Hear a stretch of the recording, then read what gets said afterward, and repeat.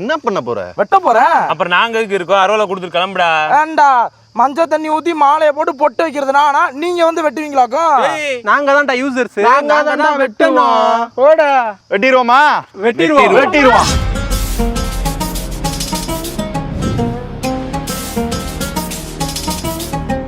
Right. இப்போ இந்த ஓலாவோட user review அப்படின்னு ஏன் சொல்றதுக்கு காரணம் அப்படின்னு கேட்டீங்க அப்படின்னா, இந்த ஓலாவை எங்க ஆஃபீஸ்ல எல்லாரும் எடுத்து யூஸ் பண்ணோம். அதுல அந்த 5 பேர் வந்து பாத்தீங்கன்னா பர்டிகுலரா அதிகமா யூஸ் பண்ணிருக்கோம். நான் வந்து ஒரு 15-20 நாள் வந்து யூஸ் பண்ணிருப்பேன். நான் ஒரு 20 நாள் கிட்ட யூஸ் பண்ணிருக்கேன். நான் ஒரு 1.5 மாசம் யூஸ் பண்ணிட்டேன். நான் ஒரு 1 மாசம் யூஸ் பண்ணிருக்கேன். நான் ஒரு 1 மாசம் யூஸ் பண்ணேன். ப்ரோ இன்னொருத்தர் இருக்கான் மெயினா. யாரு? கிட்டத்தட்ட 2 மாசத்துக்கிட்ட யூஸ் பண்ணிருக்கான். யாரு? Ola service centre.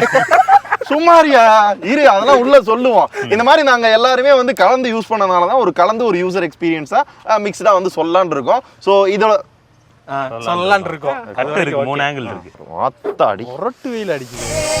It's ரொம்ப clear sky, Surian scolding, it's too hot, வேர்த்து coating, time is up, bad light weather, you stupid.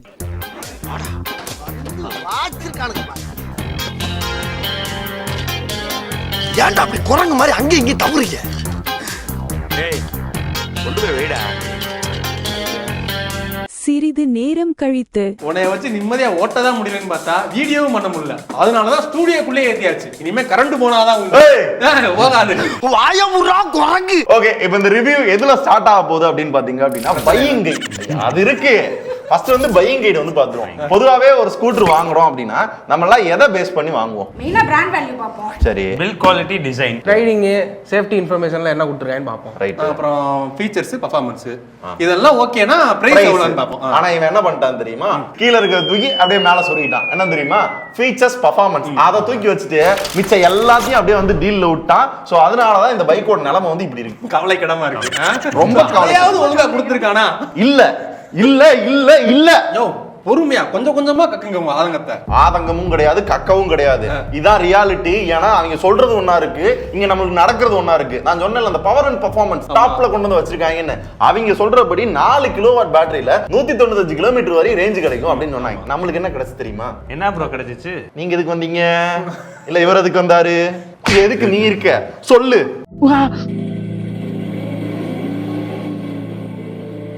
ஈகோமோல்ல 135ல இருந்து 140 தான் தருது. 195ன்றது வாய்ப்பே கிடையாது. இதை நான் ஏன் சொல்றேன்னா, ஓலாவோட ஹை ரேஞ்சே 195 தான் சொல்றாங்க. இது லேப்ல டெஸ்ட் பண்ணும்போது வேணா கிடைச்சிருக்கும். ஆனா ரியல் டைம்ல பெரிய டிஃபரன்ஸ் இருந்துச்சு. இந்த 135ல இருந்து 140ன்ற ரேஞ்சே டே டைம்ல சோலோவா ஓட்டும் போது தான் கிடைச்சிச்சு. இதுவே டபுள்ஸ் வச்சு ஓட்டும் போதோ இல்ல நைட்ல ஹை பீம் போட்டு ஓட்டும் போதோ ரேஞ்ச் மாறலாம். இன்னும் மைன்யூட்டா நோட் பண்றோம் அப்படின்னா, இண்டிகேட்டர் போடுறது, ஹார்ன் அடிக்கிறது, விண்டோட டைரக்ஷன், ரோடு கண்டிஷன், வண்டியை ஓட்டாமலே ரொம்ப நேரம் ஆன்ல வச்சிருக்கோம் அப்படின்னா இது எல்லாமே ரேஞ்சில் வந்து இன்வால்வ் ஆகும். இன்னொன்று, இந்த ஈகோமோல சுத்தமா பிக்கப்பே இருக்காது. சிங்கிளா போறீங்க ஒரு ஸ்லோப்ல ஏத்துறீங்கனாலே திணறும். இந்த டபுள்ஸ் எல்லாம் போனீங்கன்னா ஸ்பீட் பிரேக்கர்ல ஏறி இறங்குறதுக்கே இழுக்க மாட்டேங்குது. ஓவராலா பாத்தீங்கன்னா எனக்கு பிக்கப்லாம் முக்கியமே இல்ல, ரேஞ்ச் தான் முக்கியம்னா ஈகோமோடு பெஸ்ட்.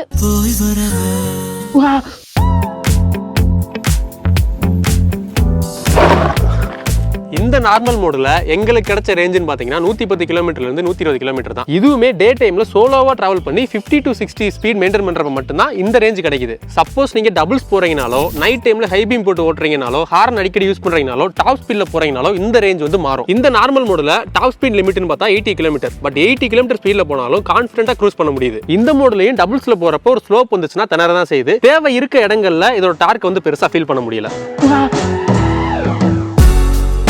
எனக்கு பிடிச்சது இந்த மோடு தாங்க. ஏன்னா இந்த வண்டியை நான் அதிகமாக ஸ்போர்ட்ஸ் மோடில் வச்சு தான் ஓட்டியிருக்கேன். ரேஞ்சு கம்மி தான், ஆனால் பவர் வேற லெவலில் இருக்கும். இப்போ எக்ஸாம்பிளுக்கு ஒரு பெட்ரோல் வண்டி 150cc டாப் ஸ்பீடை இதில் ஈஸியாக அச்சீவ் பண்ணிடலாம். பட் நார்மல் மோடில் இருக்கிற டாப் ஸ்பீடோட கான்ஃபிடன்ஸ் இதில் இருக்கான்னு கேட்டிங்கன்னா கேள்விக்குறி தான். குறிப்பாக லேடிஸ் அண்ட் பிகினர்ஸ் இருக்கீங்கன்னா இந்த மோடை நான் ரெக்கமெண்ட் பண்ண மாட்டேன். So next Ola hyper mode. இந்த மோடை வந்து ஓலா தவிர்த்திருக்கலாம்னு நினைக்கிறேன். ஏன்றதை நான் அப்புறம் சொல்றேன். ஃபர்ஸ்ட் இந்த மோட்ல தான் ஓலா சொன்ன டாப் ஸ்பீட் வந்து அச்சீவ் பண்ண முடியுது. 0 to 40 வந்து 2.6 செகண்ட்ஸ்லேயே வந்து அச்சீவ் பண்ணிடலாம். என்னதான் அவங்க சொன்ன டாப் ஸ்பீடை வந்து அச்சீவ் பண்ண முடிஞ்சாலும் எல்லா நேரமும் நம்ம வந்து அந்த மோட்ல ஓட்ட போற கிடையாது. இந்த மோட்ல ஓட்டுறப்ப சேஃப்டி வந்து ரொம்ப ரொம்ப முக்கியம். ஏன் அப்படின்னா, ஒரு இனிஷியல் பிக்கப்லயும் சரி, ஒரு டாப் ஸ்பீட்ல போறப்பயும் சரி, அந்த டயருக்கும் ரோடுக்கும் அந்த ஒரு கிரிப் இருக்கும்ல, நம்ம ஓட்டுறப்ப அந்த கிரிப்பே ஃபீல் பண்ண முடியாது. இப்போ எக்ஸாம்பிளுக்கு நம்ம வீட்டில் வந்து இந்த வண்டியை ஒரு ஸ்லோப்ல ஏத்தனோம்னா கூட இந்த பின்னாடி வண்டியில வந்து ஒரு டிராக்ஷன் கண்ட்ரோலே இல்லாம வீல் மட்டும் அதுவா சுத்திக்கிட்டே இருக்கும்ல, அப்படிதான் இருக்கு. அண்ட் இந்த மோட்ல வந்து பிரேக்குமே வந்து நல்ல சென்சிட்டிவா இருக்கும். இப்போ நம்ம நார்மலா ஓட்டிட்டு இருக்கப்பவே பிரேக் பிடிச்சிங்கன்னு வச்சுக்கோங்களேன், ஒரு ஜெர்க்காயி நம்மள கீழே போட்டுருமோடான ஒரு சாவு பயத்தை காட்டிடும். ஸோ மொத்தத்துல இந்த ஹைப்பர் மோட் நமக்கு ஒரு ஹைப்பர் டென்ஷன். கருத்துக்களை மிக கச்சிதமாக கவுகிறீர் போங்கள். அன்சேஃபா இவங்களுக்கு மட்டும் இல்ல, எனக்கும் அப்படிதான் இருந்துச்சு. நான் கேட்ட பல பேர் என்ன சொன்னாங்கன்னா இதே தான் சொன்னாங்க. நான் வேற ஒரு எலக்ட்ரிக் பைக் வச்சிருந்தேன், இதை என்னைக்கு வாங்கணும்னு நேரா போய் விட்டு விழுந்துட்டேன்டா அப்படின்லாம் கூட சொல்லி இருக்கிறாங்க. ஏன் அப்படின்னா அதுக்கு பல ரீசன் இருக்கு. முதல்ல பாத்தீங்கன்னா அந்த சீட் இருக்குல்ல, இதுல சஸ்பென்ஷன் இருக்கு. அதாவது என்னன்னா நம்ம வண்டி ஓட்டையில பாத்தீங்கன்னா ஒரு குழியில வர்றீங்கன்னு வச்சுக்கோங்களேன், வண்டி தானே குழிக்குள்ள போகும், அப்படி இல்ல சீட்டும் குழிக்குள்ள போகும், டைம் அப்படின்னு உள்ள இறங்கிரும். அது வந்து ஃபீச்சர்ஸ்லாம் கிடையாது, அந்த அளவு குவாலிட்டி இருக்கு அந்த சீட்ல. குவாலிட்டியில வந்து வேற லெவல் பண்ணிருக்காங்க. தட்டினா கீழே விழுந்துரும் போல அந்த அளவுக்கு பண்ணிருக்காங்க. இந்த சைடுல நம்பர் பிளேட் வந்து கிடு கிடு கிடு கிடுன்னு ஆடுது அப்படின்னு சொன்னதுக்கு அவன் என்ன பண்ணான் தெரியுமா, நம்பர் பிளேட்ல ஸ்க்ரூ போடல, நம்பர் பிளேட்டை இப்படி வளைச்சு விட்டான் கம்பெனிக்காரனே. அன்சேஃபா இருக்கிறதுக்கு இன்னொரு ரீசன் என்ன அப்படின்னு கேட்டீங்கன்னா இவங்களோட பில் குவாலிட்டி இருக்குல்ல, ரொம்ப வெயிட் கம்மி, ரொம்ப ஒஸ்ட். இதை தவிர வந்து சென்சார் பிரச்சனையும் இருக்கு. ஞாபகம் இருக்கான்னு தெரியல, நான் ஸ்டார்டிங்ல சொல்லியிருந்தேன் லைட்டா பிரேக் பிடிச்சி ஆக்சிலேட்டர் கொடுத்தா கூட போக மாட்டேங்குங்க அப்படின்னு சொல்லி ஆச்சரியமா சொல்லி அந்த ஃபர்ஸ்ட் இம்ப்ரெஷன்ல பேசினேன். ஆனா இப்போ என்னன்னா அந்த சென்சார் இப்போ ஒர்க் ஆகல. பிரேக்க பிடிச்சா வந்து அது வாட்டி ஆக்சிலேட்டர் கொடுக்க முடியுது, உள்ள அது வாட்டி போய்கிட்டு இருக்கு, பிரேக்கே பிடிக்க மாட்டேங்குது. இப்போ என்னன்னா வாங்கி 8 மாசம் தான் ஆகுது. 8 மாசத்துலயே இந்த அளவு ஒரு சென்சார் போற அளவு ஒரு குவாலிட்டி இருக்கு அப்படின்னா என்னதான் அவங்க வந்து R&D பண்றாங்க, என்னதான் நம்மள வச்சு R&D பண்ணி. ஐயா சென்சாரை விடுங்க, சென்சார் இந்த டிஸ்ப்ளே ஒஸ்ட். இந்த டிஸ்ப்ளேன்னு ஒண்ணு பெருசா கொடுத்துருக்குன்னா சூப்பரா இருந்துச்சு, பாட்டு கேட்டுக்கலாம் நீங்க அப்படிலாம் சொல்லி பில்டப் பண்றாங்க. ஆனா அந்த டிஸ்ப்ளே ஆன் ஆகணும்லடா, ஆனாதான் என்னால வண்டி எடுக்க முடியும் அப்படின்ற மாதிரி ரொம்ப ஒரு மாதிரி ரொம்ப கடுப்பு கிளப்பிருச்சு. எங்களுக்கு ஒரு எக்ஸ்பீரியன்ஸ் இருந்துச்சு, பாய்க்கு தான் சர்வீஸ் சென்டர்ல விட்டு. ஐயா அதை நீங்களே சொல்லுங்க.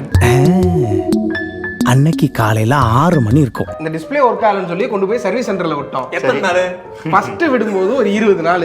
20 நாள்? ஆமா, 20 நாள்ல வந்து மெயில் அனுப்பி இந்த டிஸ்ப்ளேக்கு இதெல்லாம் செக் பண்ணி ஓகே வாங்க வந்து எடுத்துக்கங்க சரியாயிடுச்சு அப்படின்னாங்க. நம்ம போனோடனே இது திருப்பி ஆன் ஆகாம போயிடுச்சு. சரின்னு சொல்லி அங்க கொடுத்துட்டு வந்தாச்சு. அவங்க ஒரு 10 நாள்லயே சொல்லிட்டாங்க நமக்கு வண்டி ரெடி ஆயிடுச்சுன்னு. நம்ம அடுத்து 20 நாள் டைம் எடுத்து தான் போய் எடுத்தோம். மொத்தமா ஒரு மண்டலத்துக்கு மேலேயே 40 நாளைக்கு மேல திருப்பி போறோம் அந்த டிஸ்ப்ளே மேட்டருக்கு. போனோடனே டிஸ்ப்ளே எடுத்துருச்சு. இந்த இதுவுமே நம்ம கொடுத்தாங்க, அந்த ஸ்பாஞ்ச் புஷ் வந்து கொடுத்தாங்க, மாட்டிக்கங்க கொடுங்க. நானே போய் நம்மளும் தைரியமான ஆள். என்ன தெரியுமா, நான் எதுக்கு நான் இது பண்றேன், நான் வச்சுக்கிறேன் சைடுலயே.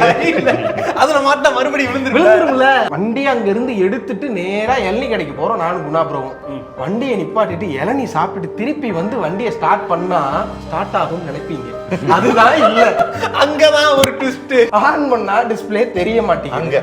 டார்ச் லைட்டை வச்சு அடுத்து தேடிக்கிட்டு இருக்கேன் எங்க இருக்கு என்ன.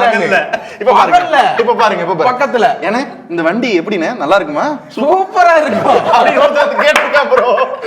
பக்கத்துல வந்து ஒருத்தன் கேட்டு போயிருந்தா அமைதியா தேடிக்கிட்டு இருக்கேன் என்னடா பண்றதுன்னு. பக்கத்துல ஒருத்தர் வந்து ப்ரோ வண்டி எப்படி ப்ரோ இருக்கு, மைலேஜ்ல எப்படி தெரியுது, நல்லா இருக்கு. வயிற்றுச்சல கிளப்பாதீங்க, எப்படி ஆன் பண்ணணும்னு தெரியாம நான் ஆன் பண்றதுக்கு விட தெரியாம இருக்குன்னு சொல்லி திருப்பி வண்டியை ரீஸ்டார்ட் பண்ணி அதுக்கப்புறம் டிஸ்ப்ளே வந்து டச் ஒர்க் ஆகாம திருப்பி ரீஸ்டார்ட் பண்ணி அதுக்குள்ளே கெட்ட சூடா இவர் மட்டும் இளநீ குடிச்சிருக்காருல்ல, இது கொஞ்சம் ஊத்தி இருக்கலாம்ல. IP67 இருக்குல்ல, அதுவும் இங்க பாருங்க, அது இந்த இடத்துல எல்லாம் பாத்தீங்கன்னா ஒரு சின்ன கேப் தெரியும். இதெல்லாம் ஆமா அந்த முன்னாடி கிடையாது, இந்த கேப் கிடையாது. சர்வீஸ் ஒரு பதில் வந்திருக்கு. ஆமா என்னன்னு சர்வீஸ் போயிட்டு வந்துட்டு எங்க இந்த கேப் எல்லாம் இதா தெரியுதுங்க ப்ரோ. சர்வீஸ் பண்ணீங்கன்னா அந்த கேப் எல்லாம் தெரியும் ப்ரோ. அவரே சொல்ற ஆபீஸ்ல தான் சொல்றாங்க, நீங்க இந்த சர்வீஸ் பண்ணீங்கன்னா அந்த கேப் தெரியும் ப்ரோ. இங்க இருங்க, அவரே சொல்றாரா. ஒரு அலாங்கி இதை வந்து எடுத்துட்டு இதை டைட் பண்ணிக்கிருக்காரு தலைவா. இதை டைட் பண்ண இது சரியா அவ்வளவுதான், நம்மள முடிச்சு விட்டீங்க போங்க. ரோட்ல ஓட்டிங்கன்னா கிட்டு கிட்டு கிட்டு கிட்டு கிட்டு வருதுயா இங்க பாரு. இங்க பாரு எவ்வளவு கேப் தெரியுது. உள்ள இங்க பாருங்க, உள்ள ஒரு விரலே போயிட்டு வரும் போல. இது ஹீட் ஆகுது. நீங்க ஹீட் வெளியே போறதுக்கு வந்து இந்த கேப் ஏர் ஃப்ளோ முன்னாடி காத்து இங்க வந்து இப்படி போகும். See, jokes apart, எங்களுக்கு வந்து பில் குவாலிட்டி எப்படி தெரிஞ்சு அப்படின்னா அந்த பசில்ஸ்லாம் ஒண்ணா சேர்த்து வைப்பாங்க இல்லையா, அது மாதிரி எடுத்து ஏதோ சும்மா ஒட்ட வச்ச மாதிரி தான் தோணுச்சே தவிர ரியலாவே இது வந்து ஒரு வண்டி ஓட்டுறோம் ஒரு நல்ல குவாலிட்டி அப்படின்னு சுத்தமா ஃபீல் ஆகல. நம்ம இதுலயுமே சர்வீஸ்லயுமே சரியா ரெஸ்பான்ஸும் பெருசா பண்ண மாட்டாங்க. அதுக்கு அப்படியே பண்ணி நம்ம கம்ப்ளைண்ட் பண்ணா வண்டியை சரி பண்ண மாட்டாங்க, அங்க இருக்க ஆளை தூக்கிடுறாங்க. இது எனக்கு புரியவே இல்ல. போன டைம் நாங்க ஒரு வீடியோ போட்டோம், இந்த மாதிரிலாம் எக்ஸ்பீரியன்ஸ் பண்றோம், இந்த மாதிரிலாம் பஞ்சாயத்து இருக்கு அப்படின்னு சொல்றப்ப இந்த பைக்கை சரி பண்றதுக்கு என்னதான் அவங்க பாத்துருக்கணும். அவங்க என்ன பண்ணிருக்காங்கன்னா அங்க வேலை பார்க்குற ஒரு ஆளை வந்து வேலையை தூக்கியிருக்காங்க. நீ எப்படி சொல்லலாம்னு சொல்லி அவர் வேலையை விட்டு தூக்கியிருக்காங்க. இதுக்கெல்லாம் பேர் என்ன தெரியுமா? இது வரைக்கும் சர்வீஸ் கொடுத்துட்டு வந்தோமே சார், டிஸ்பிளே மாத்துறீங்களே, டிஸ்பிளே நல்லா இருக்கா, ஸ்டக் ஆகுதா, போன் அடிச்சா? அது கூட வேணாங்கய்யா. ஏன்னா வந்து ஓலா பொறுத்தவரை என்ன சொல்றாங்கன்னா சர்வீஸ்லெஸ். நீங்க வந்து ஒரு தடவை பண்ணாலே ஒரு வருஷம் வரையும் ஓட்டலாம்னு சொல்லிடுவேன். அந்த ஊருக்கெல்லாம் விட்டுருங்க. இதுல வேற அவங்க சொல்லிட்டாங்க ஃபர்ஸ்ட் வீடியோ போட்டதுக்கு அப்புறம், ப்ரோ வீடியோ டெலீட் பண்ணுங்க ப்ரோ. அதெல்லாம் முடியாதுங்க, இருக்கதான் சொல்லியிருக்கோம், வேணா பாத்துக்கங்க எதுனாலும் அப்படின்னு சொல்லியாச்சு. சரின்னு சொல்லி அவன் என்ன சொல்றான், நீங்க சர்வீஸ் எடுத்துட்டு வாங்க, சரி பண்ணி கொடுக்குறேன், அப்புறம் சொல்லுங்க. புடிங்கிருப்ப போட இல்ல ப்ரோ, நமக்கு மட்டும்தான் பார்த்தா ரீசெண்டா நியூஸ் ஒருத்தருக்கு வாங்கி 1 வருஷத்துக்குள்ளே பேட்டரி போச்சான். அவர் போய் கேட்டுக்கிட்டே இருந்திருக்காரு, சரியா ரெஸ்பான்ஸ் பண்ணல போல. அவர் கன்சியூமர் கோர்ட்ல கேஸ போட்டாரு. அதாவது ஓலா பேட்டரி ஸ்கூட்டர் வந்து வாங்கிய 1 வருடத்திற்குள்ளாகவே அதனுடைய பேட்டரி பழுது ஏற்பட்டு அதனை சரி செய்வதற்காக ஓலா எக்ஸ்பீரியன்ஸ் சென்டர் திருச்சியிலும் ஓலா நிறுவனத்தின் தலைமையகமான ஒசூரிலும் பல முறை மின்னஞ்சல் மூலமாகவும் வாட்ஸ்அப் மூலமாகவும் அதன் குறைபாடை சரி செய்து கொடுக்க சொல்லி எனது கட்சிக்காரர் குருராஜ் பல முறை விண்ணப்பித்தும் ஓலா நிறுவனம் அதனை சரி செய்து கொடுக்காத காரணத்தினால் 50,000 ரூபாய் இழப்பீடும் வழக்கு செலவு தொகையாக 10,000 ரூபாயும் வழங்க வேண்டும் என தீர்ப்பளித்துள்ளது. இந்த தீர்ப்பு வரவேற்கத்தக்கது. நம்ம போட்டோம்னு வச்சுக்கோங்க, டிஸ்பிளேக்கு ஒரு கேஸ், பிரேக்குக்கு ஒரு கேஸ், இந்த சஸ்பென்ஷனுக்கு ஒரு கேஸ், வண்டிக்கு ஒரு கேஸ். ஸோ இதெல்லாம் எங்களுக்கு கிடைச்ச எக்ஸ்பீரியன்ஸ். ஆமா. ஸோ அதனால எல்லா வண்டியும் அப்படி இருக்கும் அப்படின்றத சொல்ல முடியாது. மேபி எங்களுக்கு தேடி வருதா தெரியல இந்த மாதிரி வண்டிகள்லாம். டேய் இதை மறந்துட்டீங்கடா, இந்த சீட்டு மூடவே மாட்டேங்குது. மூடிரும். 3 நாள் மூட மாட்டேங்குது. இங்க மூடிட்டேன்னு வருது, எங்க டிஸ்பிளேல வந்து மூடிட்டேன்னு வருது. ஆமா இங்க மூட மாட்டேங்குது. அங்கேயும் சென்சார் ரிசீவ். இந்த சைடுல நம்ம வாங்குறப்போ ஒன்னு இருந்துச்சுல, என்ன இருக்கு? பெல்ட்டுக்கு மேல ஒரு கார்டு மாதிரி இருந்துச்சுல, அதுவும் உடைஞ்சிருச்சு, புடிங்கி போயிருச்சு. இது வண்டி எப்படி இருக்குன்னா, நம்ம ஓட்ட ஒண்ணா வந்து ஓட்டையில வந்து கல்லு விழுந்துரும் போல. ப்ரோ அதெல்லாம் விடுங்க, அவங்க பெருசா பில்டப் பண்றது இந்த MoveOS 4.0. அது ஏகப்பட்ட பஞ்சாயத்து இருக்கு. MoveOS 4.0 பீட்டா பழைய ஃபீச்சர்ஸ் எல்லாத்தையுமே எடுத்துட்டு கட் ஆஃப் பண்ணிட்டு புதுசா கொடுக்க போற மாதிரி எக்ஸ்க்ளூசிவ் ஃபார் MoveOS 4.1 கொடுத்திருக்காங்க. புரியல என்ன மாதிரி சொல்றீங்க? 6 மாசமா ஆட் போட்டான்ல ப்ரோ, அந்த ஃபீச்சர் எல்லாமே ஒர்க் ஆகும் சொல்லிருக்கேன். ஆனா ஒர்க்கே ஆக மாட்டேங்குது சரியா. 6 மாசமா பீட்டா. அதாவது பீட்டான்றது ஒரு 2 மாசம் இருக்கலாம், 3 மாசம் இருக்கலாம். 6 மாசம் பண்ணுங்கடா நானு. 6 மாசம் வரையில வந்து அந்த ஃபீச்சர்ஸ்லாம் ஆக்டிவேட் பண்ணும். இல்ல அந்த ஃபீச்சர்ஸ் கொடுத்தால அவர் சொன்னதை கவனிச்சீங்களா? பழைய ஃபீச்சர்ஸ் எல்லாத்தையுமே கட் ஆஃப் பண்ணி புது ஃபீச்சர்ஸ் மாதிரி கமிங் சூன் அப்படின்னு கொடுத்துட்டானா. ஆடுல எல்லாம் டேம்பர் டிடெக்ஷன் வந்து ஒர்க் ஆகும் அப்படின்லாம் சொன்னாங்க. MoveOS 4 பீட்டால அது கமிங் சூன் தான். அப்புறம் அந்த ஹில் ஹோல்ட் ஃபர்ஸ்ட் வீடியோ பண்ணும்போது சூப்பரா இருக்குன்னு சொன்னோம்ல, சூப்பரா இருக்கு, நல்லா இருக்கு, ட்ரை பண்ணாரு. ஓகேவா? இல்ல ப்ரோ, முதல்ல வந்து ஹில் ஹோல்ட பிரஸ் பண்ணி நிப்பாட்டோம்னா வண்டி அது பாடி நின்றும். இப்போ வந்து பிரேக் விட்டுட்டோம்னா கீழே இறங்குது, பின்னு நம்பர் கேக்குது.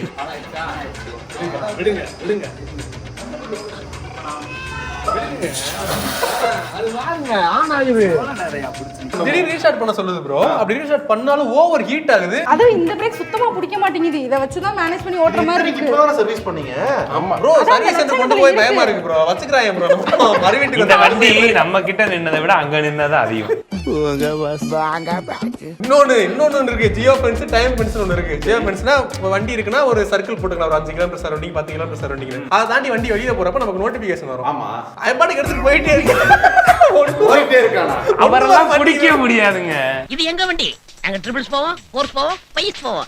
இன்னொரு டைம் பென்ஸ் இருக்கு. இத்தனை மணில இருந்து இத்தனை மணிக்குள்ள ஓட்டிக்கலாம் அப்படின்ற மாதிரி செட் பண்ணி வச்சுக்கலாம். அந்த டைம் தாண்டி ஓட்டினாலும் நோட்டிபிகேஷன் வந்துரும். அதுவும் வர மாட்டேங்குது. ஃபைண்ட் யுவர் ஸ்கூட்டர்னு ஒன்னு இருக்கு. சரி, இது ரெண்டுமே ஒர்க் ஆகலாம். அது எப்படி ஒர்க் ஆகும்? ஐயோ, இல்ல குதிரைக்கு கூட ட்ரைனிங் கொடுத்திருப்பாங்க, பார்டரை தாண்டி போக கூடாது வந்து. ஆனா இது என்னதான் பண்ணாலும் போயிருதுங்க. இந்த எல்லையை தாண்டா சூசைட் பண்ணிக்கங்க. சரி சார், சரின்டா. அப்ப உண்மையாவே என்னதான் நல்லா ஒர்க் ஆகுது. ஓலா மேப் நல்லா இருந்துச்சு ப்ரோ. இவங்களோட ஓன் மேப் தான், கொஞ்சம் டீடைலா இருந்துச்சு. அது வந்து கூகுள் மேப்போட பெட்டரா இருக்குன்னு சொல்லி அவங்களே மேப்லாம் ரிலீஸ் பண்ண போறாங்க. ஆல்ரெடி ரிலீஸ் பண்ணக்கே வழி இல்ல.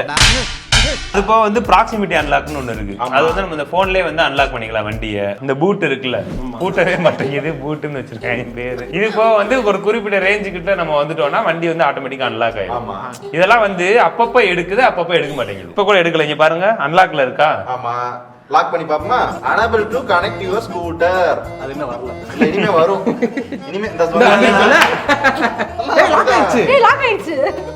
அதுவா டைம் முடிஞ்சு லாக் ஆனதுங்க. Lady rascal. அது போக இதுல என்ன இருக்கு பாத்தீங்களா, ரைட் ஜேர்னல்னு ஒன்னு இருக்கு. சரி, எவ்வளவு டிஸ்டன்ஸ் ஓட்டி இருக்கோம், எவ்வளவு மணி சேவ் பண்ணிருக்கோம், கார்பன் டை ஆக்சைடு எவ்வளவு அவாய்ட் பண்ணிருக்கோம். வாங்காம இருந்தா மணியை சேவ் பண்ணிருக்கலாம். ஓட்டாம இருந்தா கார்பன் டை ஆக்சைடு இருக்குடா.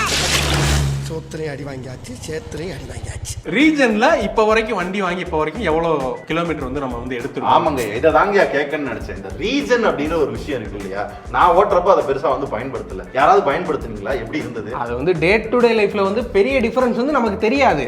ஒரு ஹில் ஸ்டேஷன் போறோம் அப்படின்னா அது வந்து நமக்கு யூஸ் ஆகும். இதை செக் பண்ணணும் தான் நாங்க அழகர் கோயில் கொண்டு போனோம்.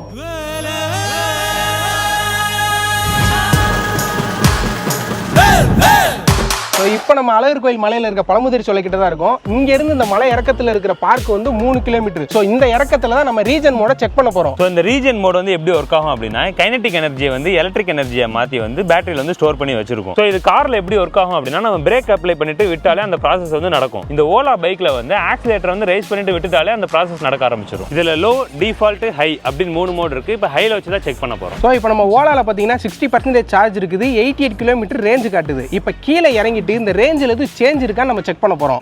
ஓட்டு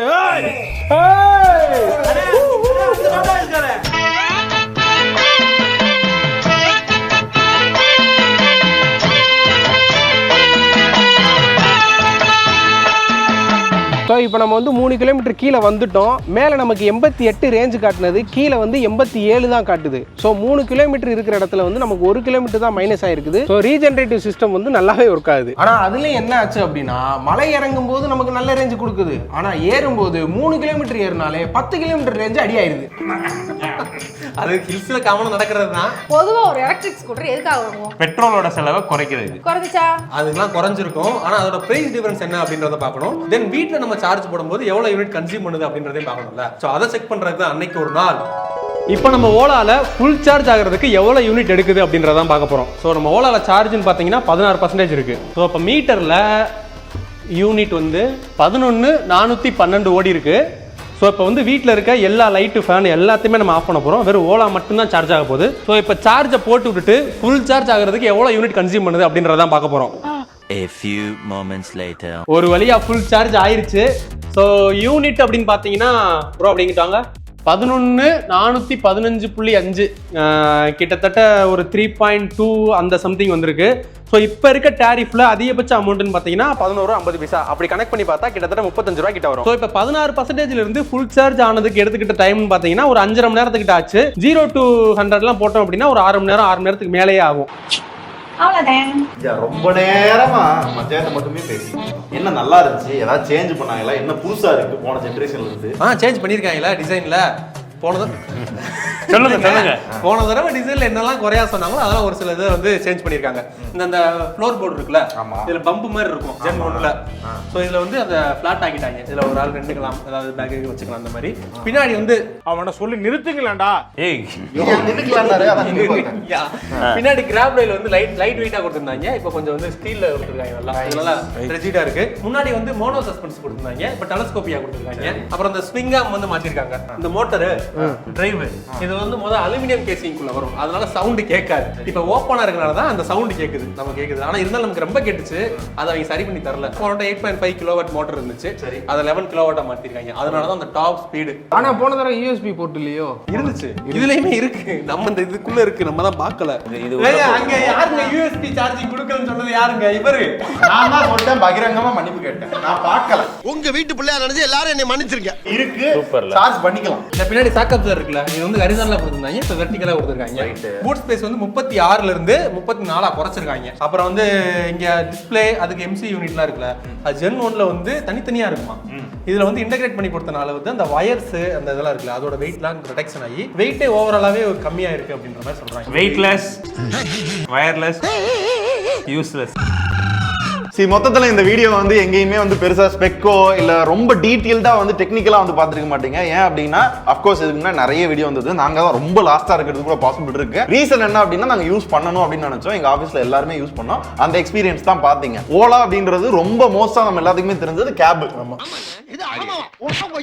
ஆமா, அதுதான் நம்ம யூஸ் பண்ணிருந்தப்போ எல்லாத்துக்குமே தெரியும். அவங்க ஒரு ப்ராடக்ட் வந்து இது ஒரு ஃபர்ஸ்ட் ப்ராடக்ட் கிடையாது. இப்ப இவ்ளோ குறைகள் சொல்றோம், இதெல்லாம் ஃபர்ஸ்ட் ப்ராடக்ட்ல பண்றியாடா அப்படின்னா ஓகே மன்னிச்சுக்கலாம், அடுத்தடுத்த ப்ராடக்ட்ல வந்து நீங்க சரி பண்ணிருவீங்க, பரவாயில்ல. இது ஜென் 2 உங்களோட டாப் எண்ட், இதுக்கு நடுவுல மீடியம் எண்ட் இருக்கு, அதுக்கு நடுவுல லோயர் எண்ட் இருக்கு, இந்த மாதிரி நிறைய ஸ்கூட்டி இருக்கு.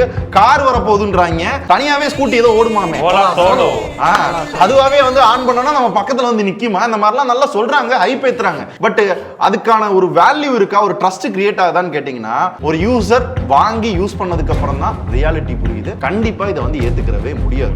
அது ஏதாவது ஒரு இடம் ரெண்டர்னா பரவாயில்ல, எல்லா இடங்களையும் இப்படி இருக்கு அப்படின்னா இது நான் என்னத்த சொல்ல. இல்ல ஆக்சுவலா பிராண்ட் வேல்யூ அப்படின்றது இருக்கு. சோ இவங்களை வந்து மக்கள் வந்து நம்புறாங்க, சோ உங்க ப்ராடக்ட்டை வாங்கி யூஸ் பண்றாங்க. ஏன் தெரியுமா, நான் சொன்ன மாதிரி அந்த ஓலா கேப்னாலையும் ரெண்டாவது இவங்க சொல்ற விஷயம் என்ன அப்படின்னா பொண்ணுங்க. ஆமா, அவங்க யூனிட் ஃபுல்லா வந்து மேக்ஸிமம் பெண்களை வச்சு தான் அவங்க வந்து பண்றோம். ஸோ இந்தியாவே பாத்தீங்கன்னா பெண்களுக்கு நிறைய வாய்ப்பு கொடுக்கணும் அப்படின்னு சொல்லி கொஞ்சம் எமோஷனலா இது பண்ணி விட்டுறாங்க. இன்னொரு முக்கியமான விஷயம் என்ன அப்படின்னா எங்களை மாதிரி இன்ஃப்ளூயன்சர்ஸை வச்சு அடிச்சு விட்டுறது. ஆமா, இது மோஸ்ட்லி பாத்தீங்க அப்படின்னா ஓலா சூப்பரா இருக்கு, செம்மையா இருக்கு, வாங்குங்க. எஸ், சில பேத்துக்கு நல்லா இருக்கு, சர்வீஸ் சில இடங்களில் நல்லாவும் பண்றாங்க, இல்லைன்னா கிடையவே கிடையாது. பட் அவங்க பண்ற பில்டப்புக்கும் அவங்க பண்ற அந்த ஹைப்புக்கும் வந்து இருக்கா அப்படின்னு கேட்டீங்கன்னா கண்டிப்பா ரியாலிட்டியில அப்படி நடக்கல. ஃபர்ஸ்ட் வந்து அந்த ஓலா வாங்குறப்பயுமே அந்த ஹைப் இருந்துச்சு, அப்போ வந்து நல்லா இருக்கும்னு நினைச்சுதான் இது பண்ணோம், அப்பயும் இல்லை. அடுத்து ஃபர்ஸ்ட் இம்ப்ரெஷன் வீடியோ போட்டோம், அப்பயும் நல்லா இல்லை. சரி ரிவ்யூலையாவது இந்த வண்டி வந்து ஓரளவுக்கு நல்லா வந்துரும் நினைச்சு பண்ணாலும் அப்பயும் நல்லா இல்லை. நடுவுல ஒரு ரேஞ்சுக்கு மேல அந்த வீடியோ டெலீட் பண்ணுங்க, உங்க மேலதான் தப்புன்னு சொன்னால எனக்கு ஒருவேளை நம்ம தப்பு பண்ணிட்டோமோ, நம்ம செக் பண்ணி பார்ப்போம், சர்வீஸ் கொடுப்போம், அதுக்கப்புறம் சரியாகி வரட்டும். சில வண்டி அப்படிதான் இருக்கும், சரியா? அப்படிதான்றப்ப சரியாகி வந்துரும் பார்த்தா ஒண்ணுமே மாறல. சொல்ல போனா அதை விட ஒஸ்டா தான் மாறி இருக்கு. இந்த சாஃப்ட்வேர் அப்டேட்லாம் MOS 3 இருந்துச்சு இல்லையா, நம்ம சர்வீஸ் கொடுத்தோம், வாரையில MOS 4 இருக்கு, சரியா? நம்ம கேட்டோமா பீட்டா? நான் கேட்டேனா? இல்ல. பீட்டான்றது தேவனாதான் நம்ம வந்து இன்ஸ்டால் பண்ணணும். இன்னொன்னு வந்து ஹைப்பர் சார்ஜ் அப்படின்ற ஒரு மேட்டர் வந்து சொல்றாங்க, அது வந்து ஃப்ரீ, நிறைய இடங்கள்ல இருக்குன்றாங்க. மதுரையில ஒரே ஒரு இடத்துல தான் இருக்கு, தமிழ்நாட்டிலே வந்து எத்தனை இருக்கு அப்படின்றது இல்ல. இதுவே இன்னும் ஃபியூச்சர் தான். அதை வச்சு வந்து அவங்க ப்ரோமோட் பண்ணல பாத்தீங்க அப்படின்னா ஓ ஒருவேளை நிறைய இருக்கு போல, நம்ம போய் ஃப்ரீயா சார்ஜ் பண்ணிக்கலாம் அப்படின்னு இது கொஞ்சம் மாத்தி கன்வே ஆகுது. இதுதான் வந்து எங்களுக்கு தோன்ற ஒரு விஷயம். இது நாங்களுமே வந்து வேணும்லாம் இல்ல, எங்களுக்கு நிஜமாவே எங்களுக்குலாம் வாகனம் மோசமான்றது எனக்கு தெரியல, அதுவா அமையுது. இப்ப நாங்க சொன்ன பிரச்சனைலாம் எங்களுக்கு இருக்கு, அதை வந்து எக்ஸ்பீரியன்ஸா தான் உங்கள்கிட்ட ஷேர் பண்ணமே தவிர இது வந்து நெகட்டிவா நாங்க சொல்லணும் அப்படின்றதெல்லாம் கிடையாது. நிறைய பேருக்கு இதே ஃபீச்சர்ஸ் வந்து நல்லா கூட இருக்கலாம். உங்க கம்பெனியை பத்தி குறை சொன்னாலோ உங்க ப்ராடக்ட்டை பத்தி குறை சொன்னாலோ இன்ஃபர்மேஷன் கொடுத்து உங்க ஸ்டாஃப் மேல ஆக்ஷன் எடுக்கிறீங்க, தட்ஸ் குட். ஆனா இதே மாதிரி ஒருத்தன் வேலைக்கு போகணும்ல, அவனுக்கு கொடுக்கணும்ல, சர்வீஸே இருக்காதுன்றீங்க, கொண்டு போய் கொடுத்தா 40 நாள் 20 நாள் 10 நாள் அப்படி வச்சுக்கிட்டே எனக்கு லாஜிக்கே எனக்கு சீரியஸா இல்ல. அதான் அவன் மேல எடுத்த ஆக்ஷன் இந்த வண்டியை வந்து எப்படி பெட்டரைஸ் பண்ணணும்னு ஆக்ஷன் எடுத்திருந்தா நேரம் வேலை முடிஞ்சிடும். அது தட்ஸ் இட். இதன் மூலம் ஓலா நிறுவனம் தனது சேவையை மேலும் மேம்படுத்திக் கொள்ள வேண்டும் என்பதே தீர்ப்பின் மூலம் தெளிவாக தெரிகிறது.